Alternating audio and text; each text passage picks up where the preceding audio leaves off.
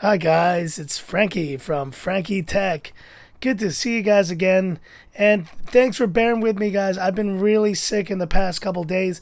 I'm still sick. In fact, I shouldn't even be doing this video right now, but I got a new phone. I wanted to at least unbox here on the channel for you guys. This is going to be a quick video, so bear with me. As I finally get better, I'll be able to kind of do a full review. But I have in front of me the Realme X, and first on the channel, actually, this is the first Realme phone that I've gone to review. And the reason being, the previous Realme phones, I think, that have come out, they've all been kind of India exclusive. This is the first Realme phone that has been released in China. And so my guy was able to get me one of these. And let's see, the version I have is the 6GB, 64 gigs of storage version. And I guess X is to commemorate, this is like their 10th phone release. Seems kind of a silly thing to be commemorating, but okay, whatever. So let me just unbox this bad boy real quick. And apologies again, guys, for my voice. Like I said, I've had a pretty bad flu the past couple days. I'm still having fevers on and off, so just bear with me. Let's unbox this thing, Realme. And as you can see, I like the color scheme of Realme. It's got this gray and kind of yellow color scheme. And there is a pretty nice, pretty sturdy case in the box. Let's throw that aside. And I have turned on the phone, guys, because I want to talk a little bit about the setup and the experience. There's the Realme X. Let's put it aside there. And just a little yellow piece of cardboard there. And we have the USB-C cable. And the nice thing about this is that it does come with fast charging with this VOOC charging. I think it's up to 20 watts, if I'm not mistaken. Let's have a look.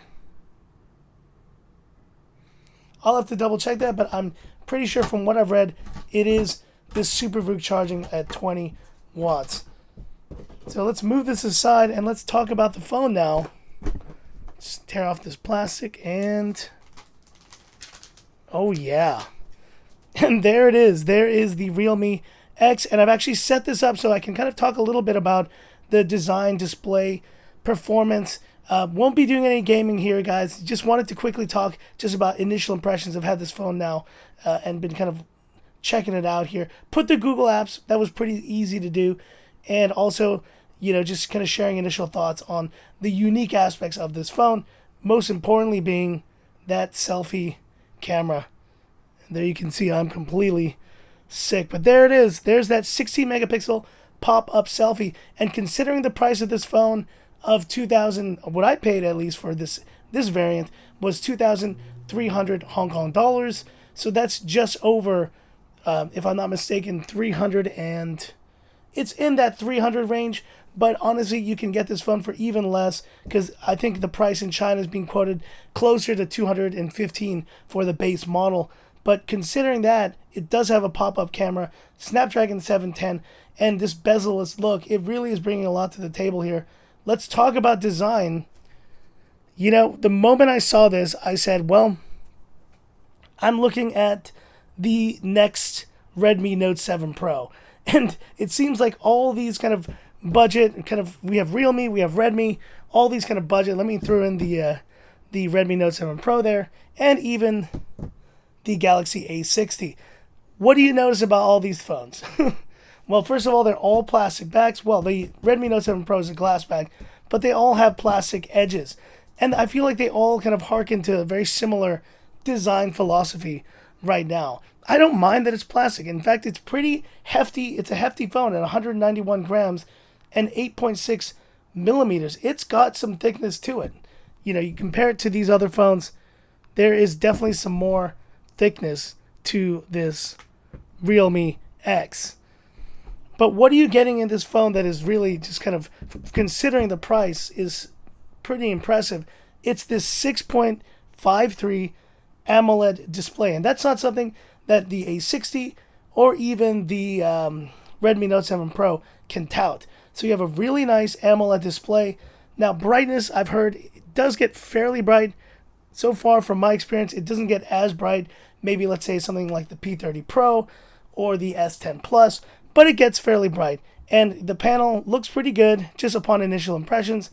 Just having AMOLED at this price point, in that $250 to $300 price point, is great. And I think this is going to really kind of separate this phone from the other phones that are coming out. You think about for example, what's it called? Yeah, that's right, the Asus Zenfone 6 that's coming out. That's going to cost around $500 US, and that still comes with an LCD display.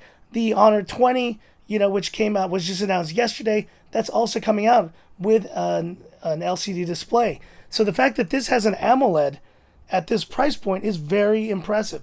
And I think Oppo is really doing a good job of putting AMOLED in kind of their lower tier phones and really making it like an expectation at this point. Talking about performance, we have this Snapdragon 710 here. Now, I did just run the Geekbench benchmark. I ran it twice because it seemed a little low here, but I actually checked GSM Arena. This is similar to the scores they got.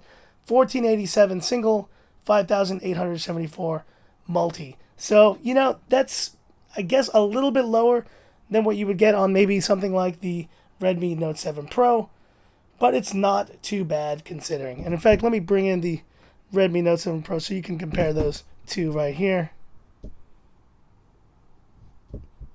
And doing this as one quick take. So you see that Snapdragon 675 does make a difference in that single core performance and multi-core, but at the same time, from a GPU perspective, you do have the Adreno 616 here in the Snapdragon 710. So this is definitely going to be more of a gaming focused phone, this Realme X. And stay tuned, I definitely will be doing gaming in my kind of more in-depth video here.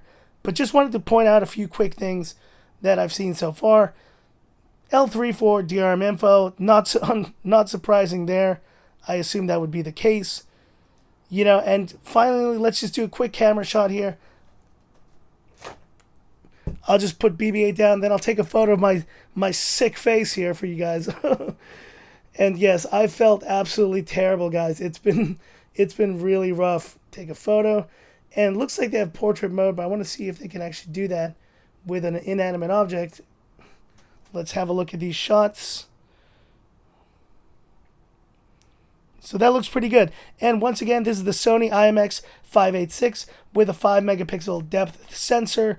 So I feel like any camera, any phone that has the Sony IMX586 is going to do a great job. And you see it there. It does a good job overall. And if I'm not mistaken, video is 4K at 30 frames per second, but there's only 1080p at 30 frames per second in the actual, in the options here. But stay tuned for the full, camera comparison for this.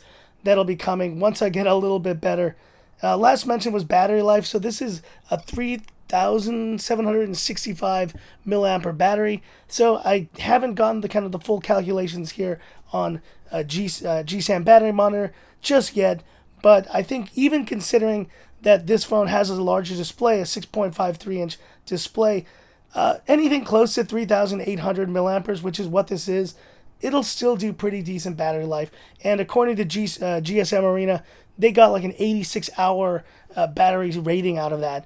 So that's pretty good. That's not to the level of, let's say, the better performers like the A70 or any of the 4,000 plus P30 Pros, any of that stuff. But it's still pretty decent overall. So that's my just initial impressions of this phone. Oh, let me take one last selfie here, and I really regret doing this, but I'm going to do it anyway, so you guys can see. There you go. There you go. There's my face after 3 days of fever and illness, and I still look like crap. So, and there you go. The pop-up selfie. I'm going to show you how it goes in and out as I kind of swipe away. It's pretty quick. Let's do it again, and there it goes. Now, does this have that drop protection? Let's see. Oh, look, it does. It does. Let's do it again. Ready? 1, 2, 3. Yes, and that was pretty quick going up. Let's do one more time. Now that is pretty cool. That is pretty cool. And I know that this is kind of a feature that is now becoming standard on kind of all of BBK, Oppo, Vivo, OnePlus's pop-up cameras, selfie cameras. That's a really good feature. But anyways, that's it for this quick look, guys. I'm going to go back to lying down now. But if you like this effort and this video, give me that thumbs up. And if you love the content of Frankie Tech, subscribe to the channel. Hit the bell icon for future updates. Thanks again for your patience, guys. I shouldn't even have done this today. I'm still feeling absolutely terrible. But I'm going to get back to get some rest. And hit me up in the comments what kind of comparisons you'd want to see with this phone. Maybe later this weekend, once I'm feeling a bit better, I can do a deeper dive into gaming and some other aspects of the Realme X. That's it for this video. Thanks for watching, and this is where I leave you by saying, this is Frankie Tech, signing off. Have a good one.